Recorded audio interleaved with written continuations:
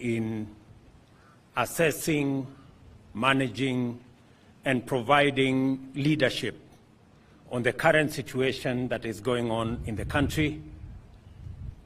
The precipitation in the country, the rains, have resulted in an emergency situation in Kenya. Many roads across the country, especially in the northern part of Kenya, have been washed away.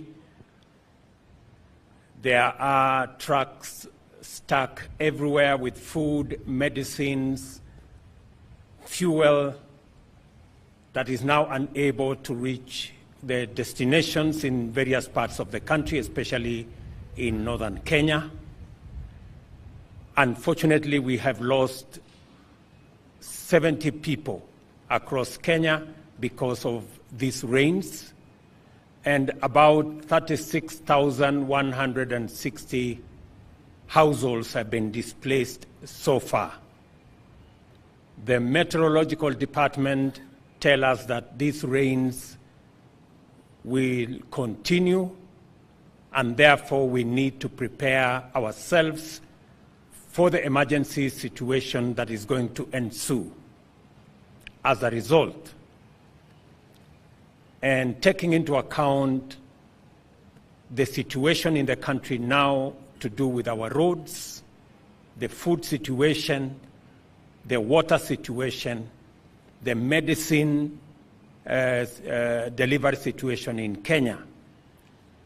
Cabinet will meet on Monday to deliberate on the various recommendations that have been made to ensure that the country is better prepared for the management of the situation that we see unfolding. Immediately, the National Disaster Operations Center has been rolled into place. Senior government officials will now move to the National Disaster Operations Center, including those from the various agencies, the military, the Ministry of Roads, the Council of Governors, and all the other stakeholders, including Ministry of Health, to make sure that we coordinate all the information, receive reports from various parts of the country, process that information, and make sure that adequate interventions are in place to manage the situations across the country, be it roads and opening of those roads, be it the situation of fuel or the situation of food. As you're all aware, last week, Government of Kenya made available resources to the special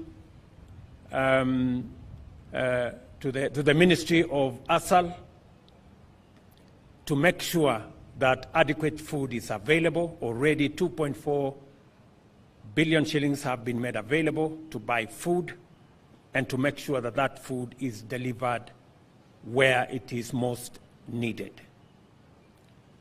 Adequate resources will be required, and that is why this team is now working on numbers so that we can mobilize the resources necessary to make sure that we attend to the roads that have been washed away, provide alternative roads and pathways to different parts of the country, to make sure that we deliver medicine to different parts of the country, and to ensure that no part of Kenya is left in the dark by making sure that we deliver fuel.